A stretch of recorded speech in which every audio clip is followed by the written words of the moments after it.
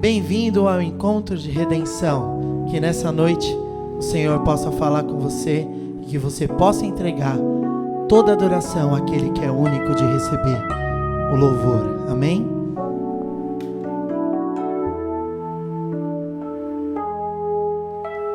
Ao único que é digno de receber a honra e a glória, a força e o poder, ao Rei eterno, imortal, invisível, mais real, a Ele ministramos o louvor. Ao único que é digno de receber a honra e a glória, a força e o poder, ao Rei eterno, imortal, invisível, mais real, a Ele ministramos o louvor.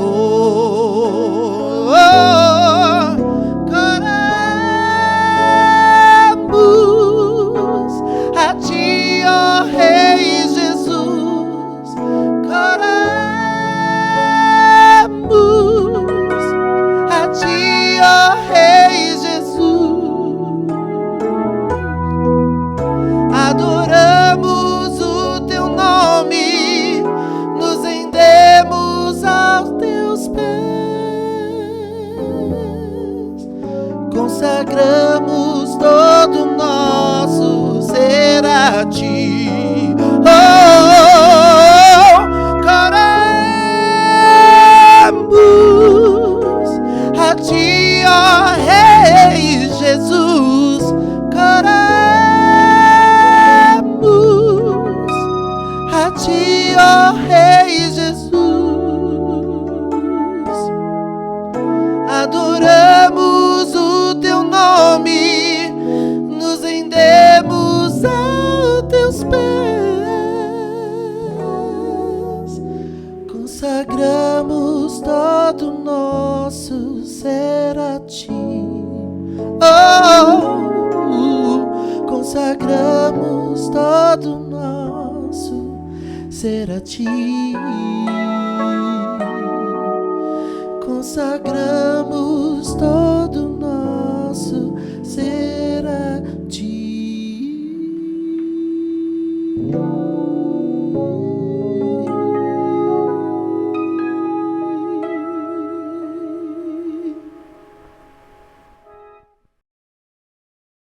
Você pode se assentar e eu queria que você abrisse aí a sua Bíblia em Êxodo, segundo livro, Êxodo capítulo 4, versículos de número 1 a 11.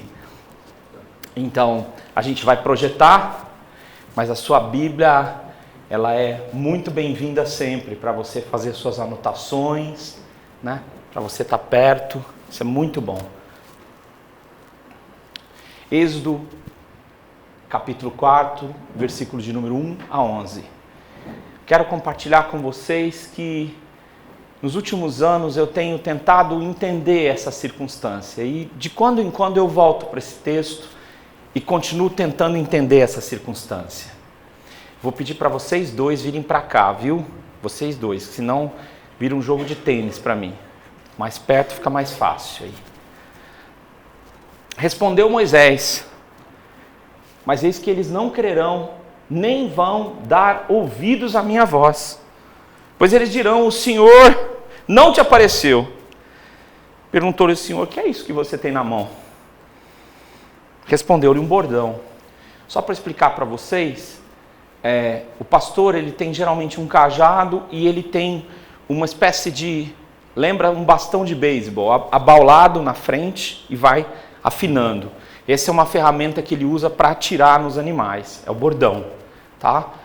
Que as traduções antigas chamavam de vara, que também é uma expressão, mas aqui o texto literalmente diz que é um bordão.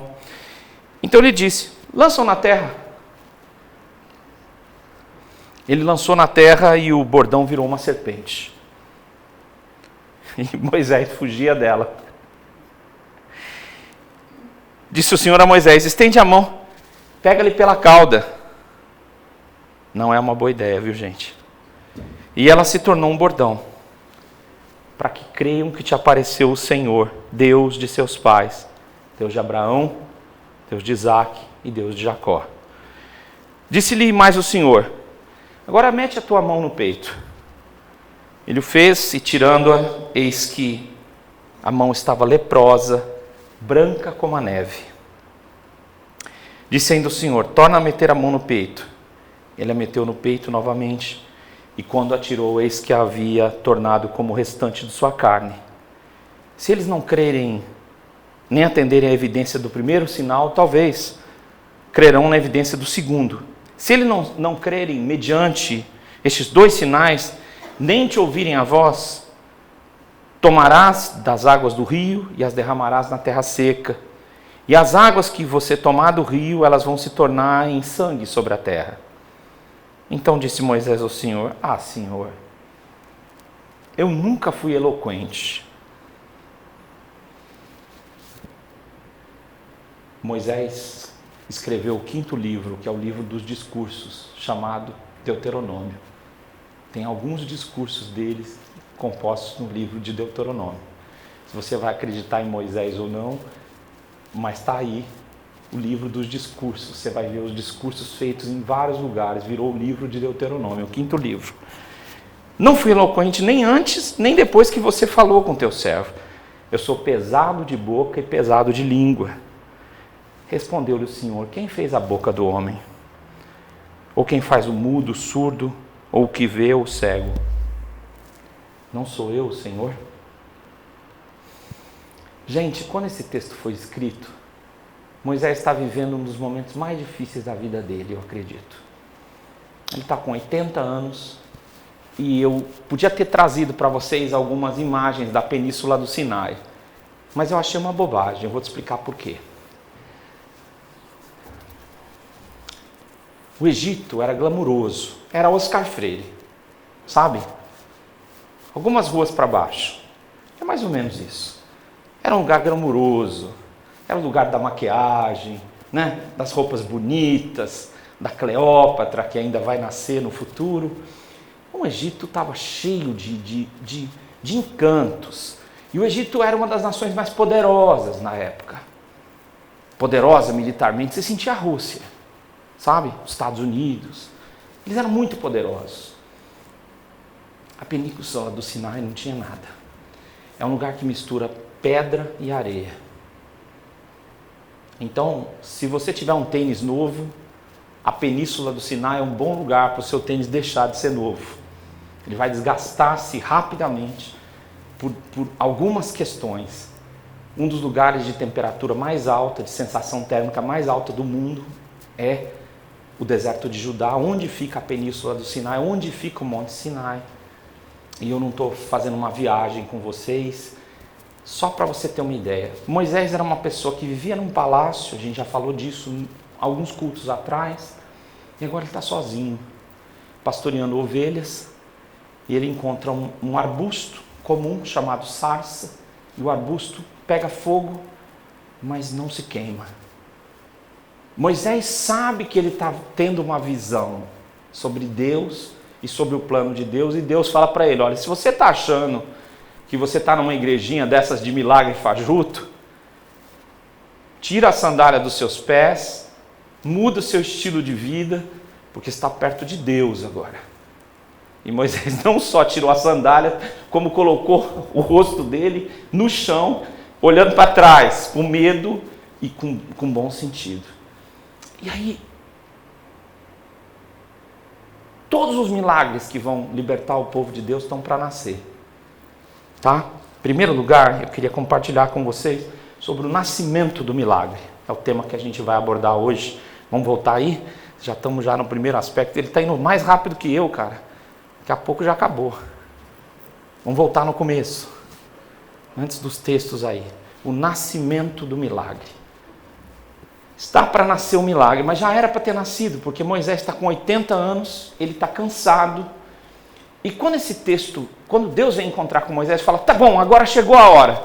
Moisés diz, Senhor, manda outro. Mas você imagina Deus se apresentar para você poderosamente e você ter coragem de falar, eu não sou a pessoa? Que é o que ele está dizendo, eu não sou a pessoa. Sabe, gente, existe um momento na nossa vida, e muitos de nós ainda estamos vivendo isso, em que a gente se desgastou com os nossos milagres. Falaram tanto de milagre para a gente esperava que os milagres já tivessem acontecido. Moisés, diz o livro de Hebreus no capítulo 11, que ele esperava que seu povo reconhecesse que Deus os queria libertar através dele. Ele tinha uma certeza de que Deus iria usar a vida dele. Mas isso, já se passaram 80 anos. Ele está, essa esperança parece que ficou fraca. E o povo continua escravo, ele sabe disso. E a escravidão é uma das coisas no Egito muito severas, muito cruel. Então quando você vai no Egito e vê construções, aquelas coisas faraônicas, né, que a gente chama de faraônicas, quando você vê aquelas coisas gigantescas, o que a gente começa a ver? A gente começa a ter uma clareza de que aquilo foi feito com escravos. Foi muito custoso.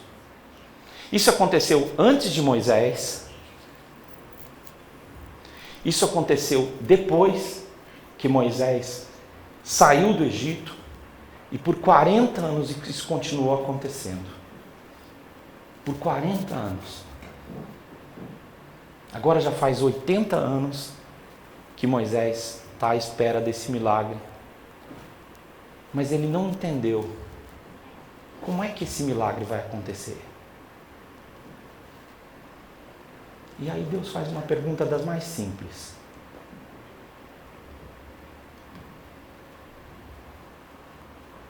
O que é isso que você tem na mão? E eu queria te contar uma história das mais loucas que você pode não imaginar. Deus amassou os deuses do Egito, que eram deuses de medo.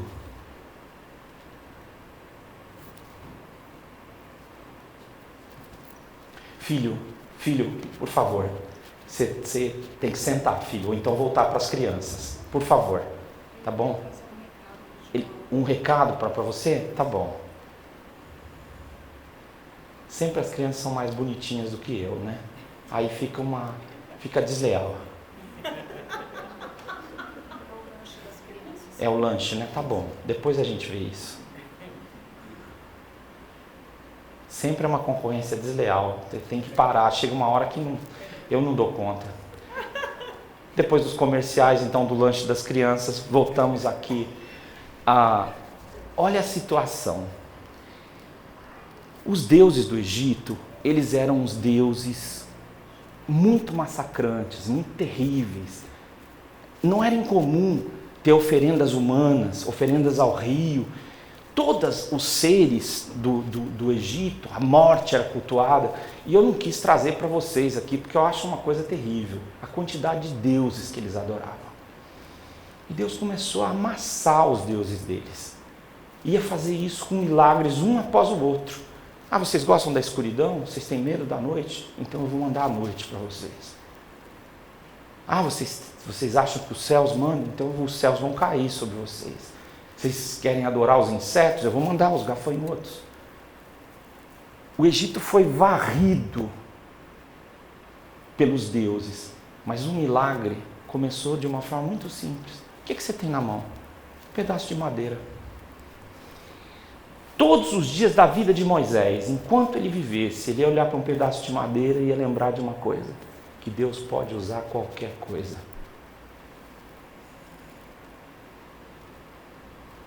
Deus pode usar qualquer coisa para a glória dele. Pega essa madeira, joga no chão. Ela vai virar uma serpente. Pega essa madeira e estende sobre o rio. o poderoso rio Nilo, ele vai ficar sangue. Levanta essa madeira de frente para o mar vai se abrir. Não é porque essa madeira é alguma coisa maravilhosa, diferente do seu uso dos últimos 20 anos. Não, eu quero te ensinar, Moisés, que eu posso usar qualquer coisa para a minha glória. E que eu posso pegar a sua história e transformar a sua história numa grande bênção. Sabe, gente, a gente às vezes, depois de muitos anos de vida, a gente tem a sensação de que faltou alguma coisa para nós sermos abençoados. Que se a gente tivesse nascido, se não tivesse acontecido, se eu não tivesse tropeçado, a gente pensa em um monte de coisa. Mas o que Deus falou para Moisés é o seguinte: está vendo essa madeira? Eu vou fazer sinais com ela, porque eu posso. Deus não precisa de algo que não está na sua vida ou que não está na sua história para te abençoar. Ele pode te abençoar na sua história. Por quê? Porque Deus, Ele é o único ser que pode criar vida ou criar através da ausência de matéria, inclusive. Ele pode criar do nada. Só pela sua ordem, haja e vai existir. Então a primeira coisa que eu quero te dizer é que a lição que ele diz é o bordão. Ele diz, olha, joga no chão. E o interessante é que se ele joga no chão, ele não está esperando. Aí vira uma serpente, ele começa a fugir. Porque serpente e deserto não combina, gente. Afaste-se. Então ele começa a fugir. Ele diz, não, pega no rabo. Não é uma boa ideia. Ainda mais se você não tem um apoio, né? Você vai pegar no rabo da serpente. Mas Deus falando, né? Depois daquela cor, é muita. Às vezes a gente lê a Bíblia, a gente não imagina a quantidade de endorfina, de adrenalina que o camarada está passando. Então ele viu a Deus, daqui a pouco ele está correndo uma serpente. E aí ele pega a serpente e ela volta a ser um bordão. Deus pode usar qualquer coisa. Elias passou por situações muito difíceis. Profetizou que ia parar de chover, profetizou que a comida ia acabar, e durante 3 anos e meio parou de chover e tudo acabou. E ele teve que pedir ajuda para uma viúva. Viúva era a pessoa na antiguidade que estava no nível mais baixo da sociedade. Porque a viúva, ela estava em risco constante, porque ela tinha alguma coisa que só ia ser dela se alguém não quisesse tomar. Se entrasse alguém valente lá com a espada, tomava. Então a viúva geralmente, ou ela tinha muito pouco, ou ela estava em risco de vida, ela e os seus. E ele foi pedir comida para uma viúva. Eu acredito que ele estava destruído para fazer isso. E ela falou, olha, profeta, eu estava fazendo a minha última refeição agora para mim e para o meu filho. Íamos fazer uma coisinha com azeite, com farinha, e íamos morrer. Ele disse, não, faz um bolo pequeno para mim, depois faz o que você planejou fazer para você, porque assim diz o Senhor, não vai faltar a farinha, nem vai faltar o azeite. Eu vou abençoar onde você está. Quando Deus foi chamar Pedro, em vez de ele chamar para uma grande conferência, falou, nós vamos ao Maracanã, meus fiéis vão estar lá. Jesus resolveu entrar num barco de pescador. Barco de pescador na Galileia é um amontoado de pauzinhos. E ele subiu ali, e ali começou uma pesca maravilhosa. E ali Jesus chamou a Pedro, e ali Pedro reconheceu que Jesus era o Senhor e disse, vai para longe, Senhor, porque eu sou pecador. Não, você vai ser pescador de homens. Então eu quero comentar com vocês de uma forma muito clara. O que é que você tem na sua mão? O que é que você acha que Deus não pode fazer? Por toda a história de Moisés, eu fico imaginando que de vez em quando ele olhava para o pedaço de madeira e lembrava as diversas cenas, que foram muitas.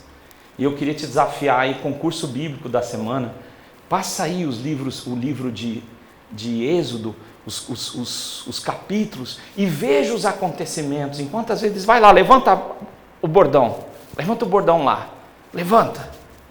E quando você fizer isso, eu vou chamar os gafanhotos. Que poder que o bordão tem? Nenhum.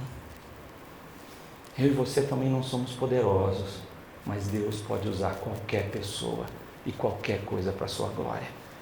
E quando você diz, Senhor, eu estou à disposição, então o propósito se cumpre, o milagre começa a acontecer. A segunda coisa é que Deus falou para ele o seguinte: agora pega o problema pela cauda. Jogou o bordão e a serpente começou a andar para tudo quanto é lugar e ele fugindo. Não, agora encara o problema. Pega a serpente. Por que ele tinha que pegar essa serpente, gente? Será que Deus não podia fazer uma palavra mágica, alakazam, né? Alguma coisa, e a serpente parava lá e ele... Não. Deus falou para ele, pega a serpente. Segunda coisa que a gente tem que aprender, ainda estou na primeira, viu? Pode ficar lá bem na primeira um bom tempo, depois eu falo quando for a segunda, nós vamos nos acertar. A primeira tem mais uns 4 aspectos. Eu estou no segundo ainda falando sobre o que você tem na mão. A gente tem que aprender que nós não somos a origem do milagre. Não é porque você é crente, não é porque você é bonzinho, não é porque você canta para Deus, não é porque você deu dinheiro na igreja, não é porque você ajudou o seu vizinho na pandemia, que Deus acha que você é o foco do milagre. Não. Deus é o milagre. Ninguém é o milagre. E o que Deus quer que você faça experiência é você ter experiência com o milagre. Queria falar uma coisa para vocês muito interessante a respeito do dízimo mesmo. Eu tenho certeza que Deus não quer 10% do que você tem. Ele quer te abençoar. E muitas vezes Ele te chama, e aqui a gente fala pouco nisso, mas Deus te chama e fala, contribui. Você fala, Deus, eu não tenho nada, eu não consigo nem pagar a conta, como é que eu vou contribuir? Deus, eu já estou tão aflito aqui no Sinai, agora o Senhor quer que eu pegue o rabo da cobra, Senhor? Como assim? Não, confia em mim. Eu quero que você aprenda a confiar em mim, a confiar que eu posso. E nós temos um grande problema, a gente verbaliza muita confiança em Deus, mas a gente não dorme à noite porque a gente não acredita. Quando Deus fala assim, tá bom, você quer um milagre? Mas agora pega no rabo da serpente. Você fala, Deus, faz um milagre sem eu ter que pegar no rabo, sem eu ter que ter problema.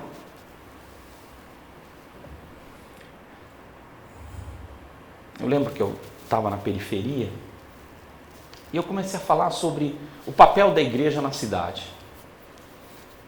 E tinha um indivíduo frequentando a igreja, e ele falou, pastor, estou gostando muito das suas palavras, viu? Muito bom, muito bom. Passou mais ou menos um mês que eu estava pregando naquela igreja, e ele chegou comigo e falou, olha, eu gostei tanto do que o senhor falou, eu acredito tanto, que eu vim aqui com uma requisição de usar o teatro da cidade por 2 oportunidades no mês que vem. Eu consegui e trouxe aqui para o senhor usar, tá bom? A igrejinha era minúscula. Não tinha recurso nenhum.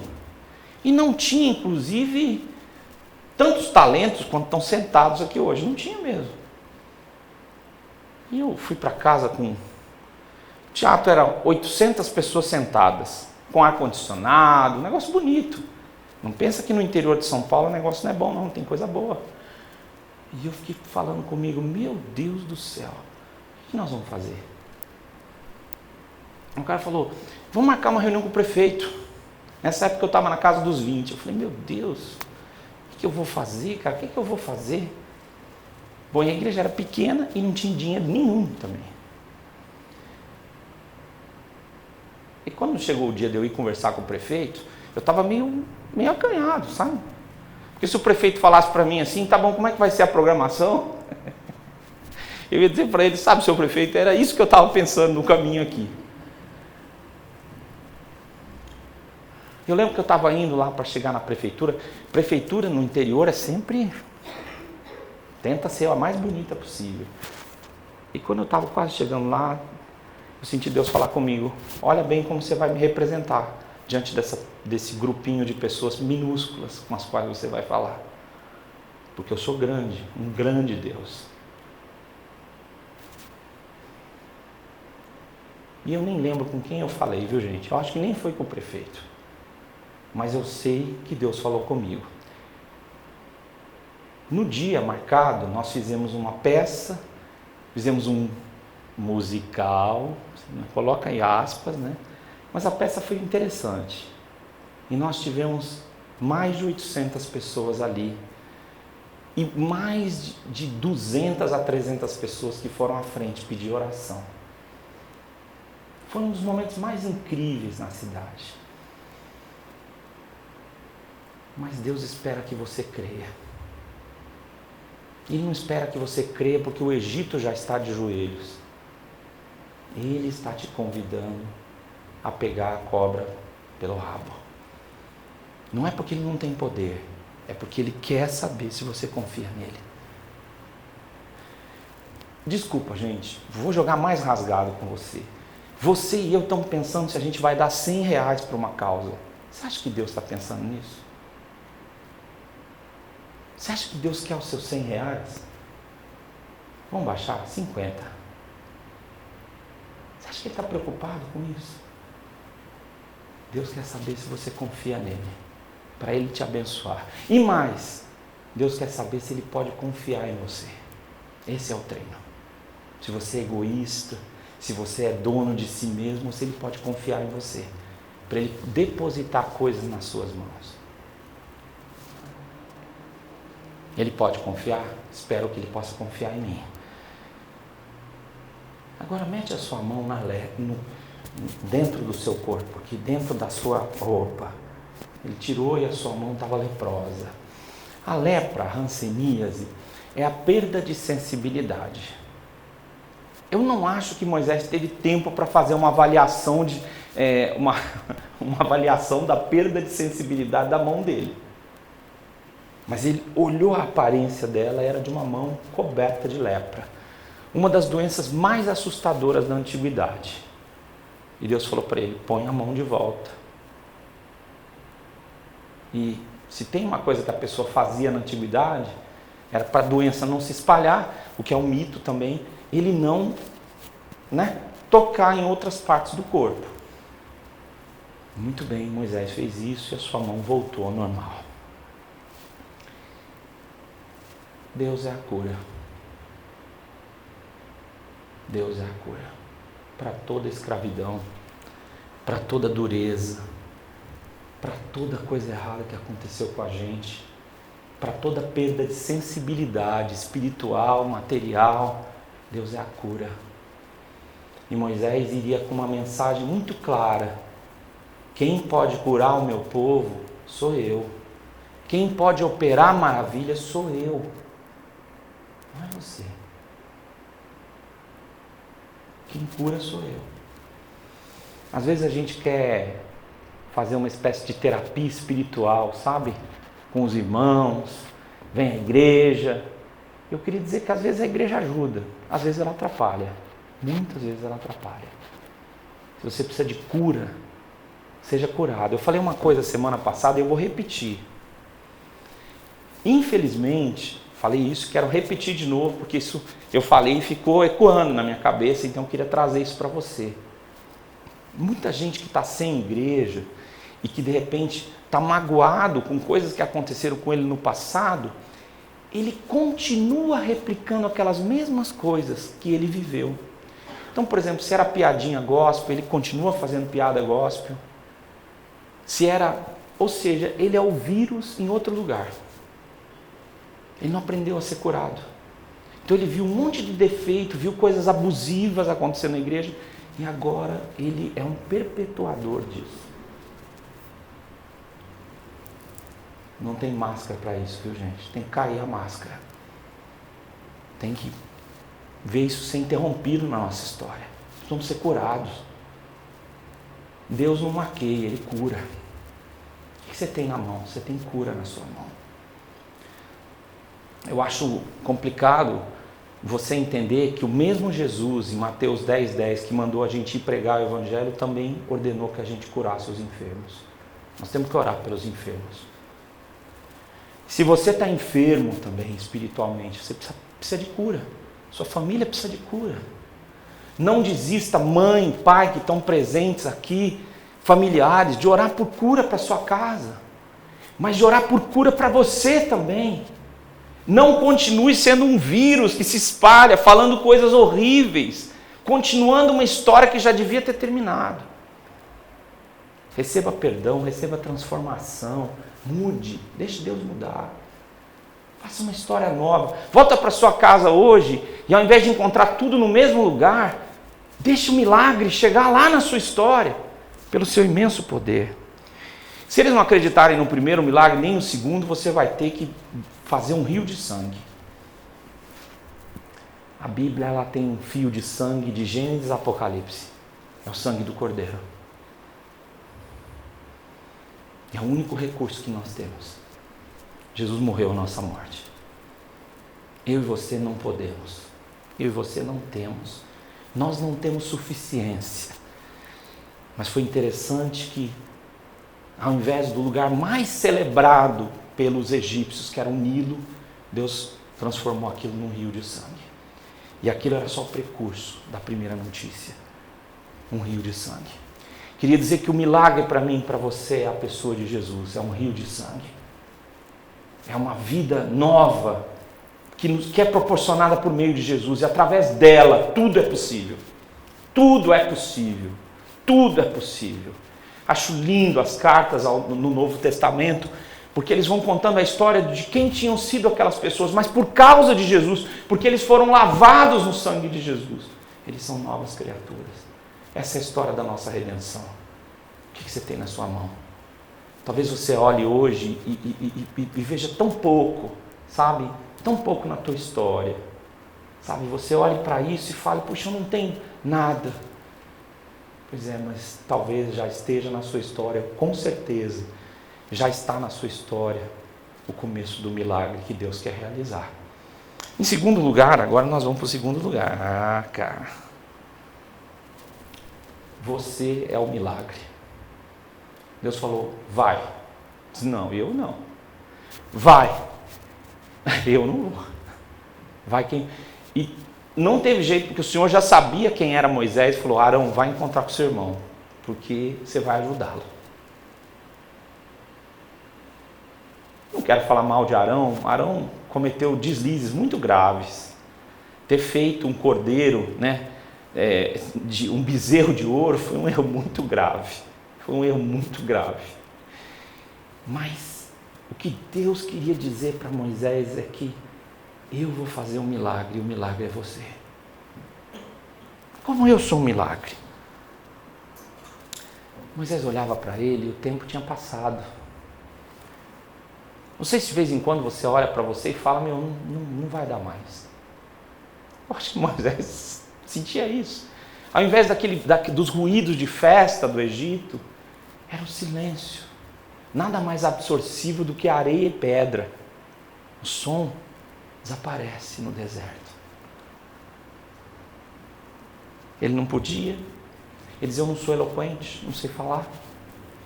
Duvido disso, viu, gente? Não me parece. Tá?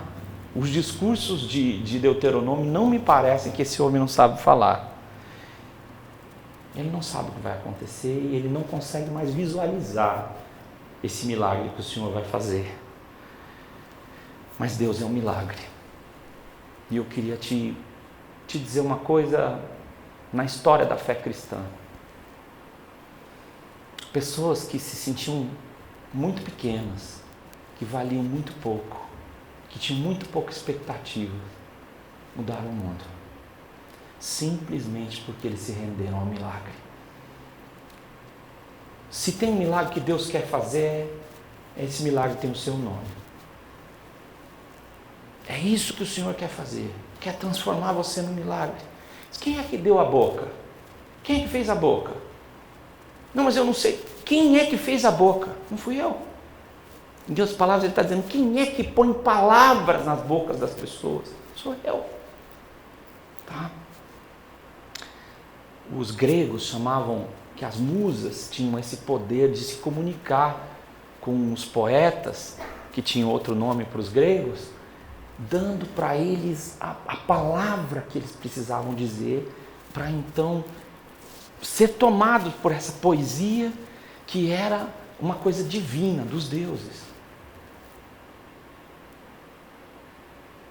E aí o João, já numa mentalidade bem grega, diz que Jesus é o Logos de Deus, é a palavra de Deus. Quero te dizer que o milagre está na palavra. Que o milagre é a palavra de Deus. E quando a palavra de Deus ela é dita, os mortos ressuscitam. Não ressuscitam porque tem alguém por trás da palavra que é poderoso. A palavra por si só tem esse poder. Por causa dessa palavra, os mortos ressuscitam. A palavra de Deus tem o próprio Deus por trás dela. E é por isso que ela está viva. E é por isso que ela tem o poder de dar vida. Por isso que ela se aproxima de uma pessoa morta e a palavra é proclamada e a vida surge. Porque Deus usa a sua palavra. E Ele pode fazer qualquer coisa através da sua palavra. Inclusive dar vida nova. Ressuscitar os mortos. Curar os enfermos. Eu dou boca para você. Você é um milagre. Quando você chegar num lugar onde tudo estiver exalando morte, e você proclamar a minha palavra, porque eu ordenei que você faça isso, vai surgir vida. Não porque você tem vida, mas porque a minha palavra eu pus na sua boca. E quem é que fez a boca? Fui eu. Quem é que fez o ouvido? Jesus usou uma expressão dezenas de vezes na sua pregação. Quem tem ouvidos para ouvir, ouça. Gente, como é difícil escutar. Nesses dias de eleição vai ficar pior ainda. Tem hora que a gente vai querer ficar surdo mesmo, né? Se ouvindo cada mentira deslavada e o indivíduo falando, eu estou começando agora. Você fala, meu Deus, faz uns 30 anos que o cara está começando. Eu nunca roubei, né? Fala, rapaz, será? Nós vamos ouvir muitas histórias, tá? Estou usando de generalizações dos tipos que a gente vai ouvir. Como é difícil ouvir.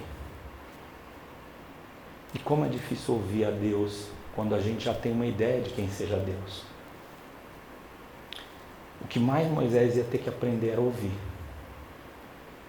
Quando Deus falasse com ele, ele ia ter que aprender a ouvir. Eu lembro de uma crise na vida de Moisés, que ele conseguiu libertar o povo, Deus fez ele andar, andar como se estivesse desnorteado, e chegou num lugarzinho chamado Pi-Hahirote. É um lugar que fica de frente para o Mar Vermelho, e que só tinha um lugar, ou ele vai para o mar, ou ele volta, e os egípcios vieram atrás dele. Ele começou a se ajoelhar, ele ia se ajoelhar para começar um clamor a Deus, com certeza já era um homem de buscar a Deus, de oração. E Deus falou para ele, por que você está ajoelhado? Fala para o povo marchar. Marchar? Como assim? Levanta essa vara que você conhece há muito tempo, esse bordão, levanta. E diz que ventou a noite toda e o mar se abriu. Ouvir a Deus é aprender a ver o mundo sob a perspectiva de quem criou o mundo, de quem pode todas as coisas, de quem quer fazer novas todas as coisas para mim e para você. E quando eu e você nos abrimos para ouvir a Deus, e o problema nosso é que a gente quer entrar numa rotina, e a nossa rotina a gente quer que seja uma rotina abençoada, mas ela vem sendo bem suada faz tempo, né? Você soa, e o problema não resolve. E você está nessa rotina abençoada e quer ser abençoado. Precisa ouvir o Senhor. Porque às vezes o Senhor tem que falar, para. Nem ajoelha para orar. Agora é hora de agir. Fala para o povo marchar. Porque eu vou abrir o mar. Quando eu não estou aberto para ouvir o que o Senhor vai fazer, eu estou esperando que Ele faça a mesma coisa sempre. Mas Ele quer abrir. Ele quer fazer algo novo. Quem é que criou os olhos dos cegos? Uma das coisas mais difíceis é enxergar, gente. Quando as pessoas chamam você de um visionário, deve ficar um pouquinho assustado, né? Não sei se eles estão dizendo que você é louco, né? Mas enxergar longe é um privilégio, mas é uma dor. Porque quando você enxerga, os outros não precisam enxergar. Não é verdade? Se tem uma coisa curiosa, é que quando a gente vê uma coisa muito bonita, a gente quer mostrar para a pessoa que a gente quer que bem, né? Só que a gente não sabe se vai conseguir mostrar. Por quê? Porque a gente está vendo com um ângulo, com uma luz. A pessoa chegar alguns segundos depois, né? Mostrar um beija-flor, por exemplo, fazendo uma peripécia. Não. Se você viu, Deus quer nos dar a visão. O milagre é enxergar. E sabe o que a gente quer quando a gente vê algo maravilhoso, Deus agindo? A gente quer que as pessoas concordem com a gente. O que você está achando? Não é uma democracia, é uma visão. Você está enxergando? Não se incomode porque os outros não estão enxergando. Glorifica a Deus porque você está vendo. Sabe? A briga entre o homem que estava no inferno e Lázaro é esse: olha, manda Lázaro ir contar para os meus irmãos o que eu estou passando. Não. O que você está passando agora é um problema seu. Seus irmãos têm os profetas, que eles ouçam. Eles vão ter que ver. Nós não podemos diminuir, minimizar, obscurecer a visão que Deus nos deu. Você só tem isso. Deus tinha dito para Moisés que ele ia libertar o povo. 80 anos depois, Deus disse: chegou sua hora, garotão. Vai lá para o Egito, liberta o meu povo. Mas Deus, eu não sou eloquente, eu não enxergo bem, Senhor, eu não falo bem, Senhor, eu não ouço bem. Ele diz: mas eu sou o milagre. E agora você vai ser o milagre enquanto eu estiver com você. Moisés sabe de uma coisa muito clara. Senhor, antes do Senhor ter me encontrado, eu já não era eloquente, nem depois que eu te encontrei. Ele sabe que aquele momento é um momento definitivo para a sua história. Quando é que eu sei que o momento definitivo está acontecendo comigo? Pela fé. Porque se você não perceber que Deus está ao seu redor, não importa profeta, anjo, com RG, CPF, você não vai crer. Moisés sabia que era o momento da sua história. E eu e você precisamos entender que é o momento da nossa história. Que Deus está trabalhando agora. Sabe, depois de tantas coisas terríveis, em que o mundo está tão sem bases, a igreja, muitas igrejas estão procurando retomar seus grandes cultos. Algumas empresas estão pensando em retomar seus longos turnos de trabalho. Mas é um momento de retomar a esperança. É momento de proclamar que Deus está vivo. É momento da gente observar que esse é um tempo em que Deus, muito duro para nós. Eu estava repassando o que aconteceu esses 2 anos. Foi muito duro, foi muito duro. E continua sendo muito duro. As pessoas estão agora tendo que decidir o que pôr dentro de casa para comer. Não está fácil. Mas eu quero te alertar para uma coisa. Que o Senhor está se apresentando para nós. E que esse processo de se apresentar para nós é o grande milagre da vida. E se Deus estiver com você, eu acho que essa é a promessa mais incrível do final do livro de Mateus e do final do tempo de Jesus com os discípulos. Eu estou com vocês. Vocês vão até o fim da terra, porque eu estou com vocês. E vocês vão realizar todas as obras que eu quero que vocês realizem, porque eu estou com vocês. Até que o mundo se acabe, até que o tempo que vocês conhecem deixe de existir. Eu estou com vocês. Então quero hoje glorificar a Deus, porque o milagre está nascendo no momento em que você o acolher no seu coração. E deixa eu te explicar uma coisa. Por favor, presta atenção nisso. Presta atenção nisso que eu vou falar. de tudo que eu aprendi com milagre, gente, é que o milagre sempre começa com uma aparente exigência para nós de entrega. Sempre é assim, como está acontecendo aqui agora com Moisés. Vai lá. Ele diz, mas eu não posso. Vai lá. Então quando Deus começar a te chamar e você diz, não, mas eu não posso, eu não tenho. Está tudo certo. É assim que começa o milagre. É Deus falando com você, ó, faz aí. Fala, não, mas eu não posso. Fala, mas eu estou te mandando, vai fazer. Mas eu não posso, Senhor. Ele diz, mas vai fazer. Quando Jesus começou a preparar o milagre da multiplicação dos pães, ele reuniu os discípulos e disse, olha, estou querendo dar comida para esse pessoal. O Filipe já fez a conta, era bom de matemática.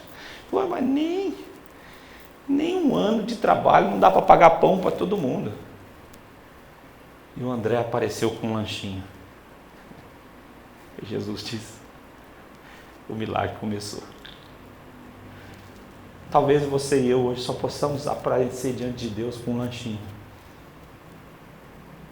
Mas Deus não precisa aprender a fazer conta com você, nem comigo.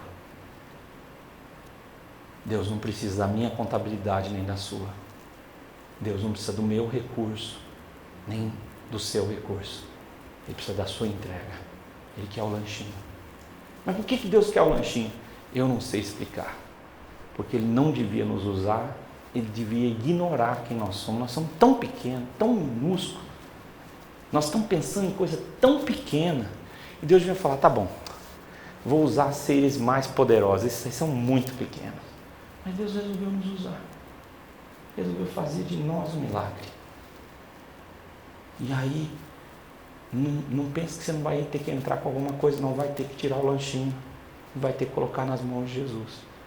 E quando o lanchinho chegar nas mãos de Jesus, as mãos miraculosas de Jesus vão transformar aquilo em alimento para multidões. Porque é assim que Deus trabalha. E eu quero te lembrar mais uma vez que Deus pode usar qualquer coisa para a sua glória, para o seu louvor. Então que a sua vida esteja nas mãos dele, tá bom? Deixa eu contar um pouquinho sobre a nossa liturgia desse finalzinho do nosso culto. Eu tenho falado sobre vocês, sobre receber membros. Por quê? Porque nós estamos em campanha. Se nós estivéssemos em campanha, eu já teria ido procurar você. Não, é porque nós queremos explicar como uma comunidade vai se consolidando com o seu envolvimento. Então a gente vai ouvir um videozinho sobre a redenção, sobre membresia, tá? Depois, antes nós vamos orar, vamos receber a bênção, vamos ouvir aí esse videozinho sobre membresia, depois nós vamos para a última canção. Na última canção, vai ter, no finalzinho tem o Pix, para você ver, o Pix da nossa comunidade, para você contribuir, se você quiser fazer isso.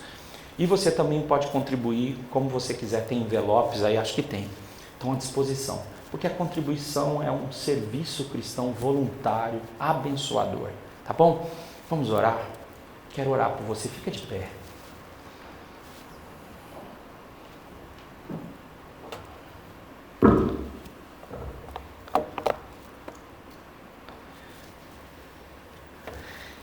Em outros tempos, ou talvez em outro momento, eu chamaria você à frente, nós oraríamos aqui, faríamos tanta coisa.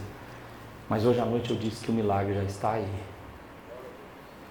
Hoje à noite eu disse que o que Deus precisa fazer já está nas suas mãos. Mas como que é isso? Você é o milagre. E o milagre é o próprio Deus. E Ele não precisa de nada pré-existente para operar. Ele pode fazer o milagre agora mesmo. Mas nunca o milagre acontece sem entrega. Nunca. Por quê? Porque sem fé é impossível agradar a Deus. Está na Bíblia. Sem você acreditar, eu não fico feliz. Sem fé é impossível agradar a Deus. Então o milagre vai acontecer. Gente, desde o domingo passado, por falar em milagre, para a gente encerrar também, que eu não vou voltar à frente para encerrar. Nós vamos ter cafezinho, que os irmãos estão fazendo, e hoje tem. Hoje o Daniel trouxe né? Todo domingo, aí vocês vão falar com a Dileuda está de máscara ali, ó. se você quer trazer um bolinho, uma coisa, porque a gente quer ser uma comunidade, que você pode ajudar. E a gente quer isso mesmo, que seja bem pessoal. Então você quer trazer, você faz um bolo de fubá bom, puxa, né? Sua mãe acha que é bom, traz sua mãe, né? Brincadeirinha, viu, gente? Traz o bolo de fubá, fala para ela, eu vou levar domingo que vem. E a gente quer ter bem esse processo. Então alguém perguntou, aí a gente podia comprar? Eu falei, comprar não, vamos trazer. Então eu quero que a gente possa, né? E não é jantar, gente, jantar é na sua casa, né? Você pode convidar a gente vai também, mas é para a gente ter um tempo gostoso aqui, né? Se conhecendo melhor como comunidade também, tá? Eu acho que vocês vão ver que a gente vai fazer coisas talvez grandes em relação a porte e tal, mas nunca perdendo a pessoalidade. A gente quer muito que a sua pessoalidade ela seja valorizada, que a gente possa ver isso também. Então, não pensa que, não, alguém está pagando. Não é assim. A igreja é cada um, somos nós. Deus te abençoe. Seja uma semana de milagre. Vamos orar? Pai, eu quero te agradecer pelas crianças que estão hoje aqui embaixo. Elas são um presente. Sua inocência, Senhor Deus, são uma dádiva, Senhor. Eu abençoo esses meninos, os seus professores que estão cuidando deles, Pai. Peço pelas famílias que estão aqui presentes. E peço, Senhor Deus, que o milagre que precisa acontecer, Senhor, que é mudar o nosso coração incrédulo, cheio de deserto, que ele aconteça. Para que o Senhor comece a operar maravilhas, Senhor Deus, dentro de nós. Por favor, Senhor Deus, cura quem está enfermo. Nos ajuda a enfrentarmos o problema mesmo, pegar no rabo da serpente, Senhor. Senhor, nos abençoa, Senhor Deus, para que a gente possa ver que o Teu sangue, o sangue do Teu Filho Jesus pode curar toda enfermidade, Pai. Oh Deus, quem somos nós para ser o milagre, Senhor? Mas porque Tu estás conosco e porque nós somos Teus filhos, o Teu milagre da vida está se espalhando em nós agora. Eu abençoo esses meus irmãos em nome de Jesus e que essa semana muitos de nós possamos ver o milagre do Senhor, que é o Senhor no meio de nós operando, Senhor, em nome de Jesus. E agora que a graça de nosso Senhor e Salvador Jesus Cristo, que o amor eterno de Deus o Pai e as consolações do Espírito Santo espalhem o milagre de Deus, que é o próprio Deus, em vocês e através de vocês, hoje e para todos sempre. Amém. Deus te abençoe, senta, nós vamos ver o vídeo da membresia e depois nós vamos louvar com a nossa última canção, tá bom? Se você está ouvindo essa mensagem agora, é porque você já tem andado com a gente, já tem visto a mensagem, ouvido a mensagem e tem visto a mensagem que nós estamos, acima de tudo, vivenciando como família de Deus e como comunidade, como corpo de Cristo, como organismo de Deus, sabe? E eu queria então falar com você hoje sobre a membresia. Primeiro, para se tornar membro de uma igreja, você tem que entender que isso é um ato espiritual, não uma relação social meramente, mas é um ato de amor a Deus e de relacionamento com o seu corpo. É um compromisso de amor, de dar suporte, de apoiar uns aos outros, de se tornar conhecido, se dar a conhecer e conhecer outros também. É a ideia de que através do amor a gente vai ser conhecido como o corpo de Cristo. Mas quem é a redenção? Claro que você já deve ter se aproximado, questionado, mas quem é a redenção? De uma forma bem objetiva e clara para você. A gente, como igreja, é uma ponte de graça. O que nós fazemos no nosso espaço e como atividades é ligar a graça comum que está presente em todas as criaturas e os seres que foram criados por Deus, revelada nas Escrituras, manifesta também através do grande amor de Jesus e sua morte na cruz. É a graça especial. Ou seja, nosso objetivo como igreja é ser um encontro de graça. Como que a gente faz isso? A gente usa a arte.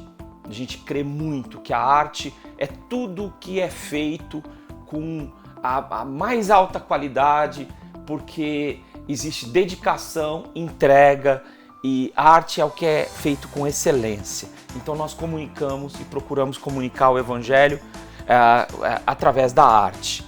Quais são os nossos valores?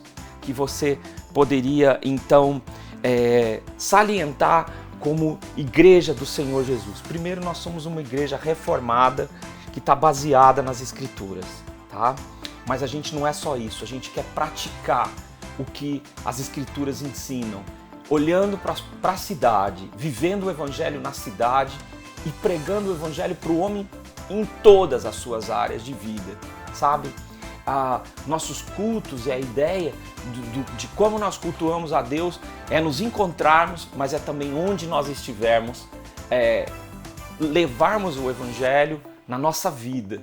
Nossos cursos e a nossa formação servem para apoiar aqueles que fazem parte da nossa comunidade, para que eles possam estar integrados na cidade, levando graça, recebendo graça, conversando sobre o Evangelho de Jesus com outros tantos que precisam.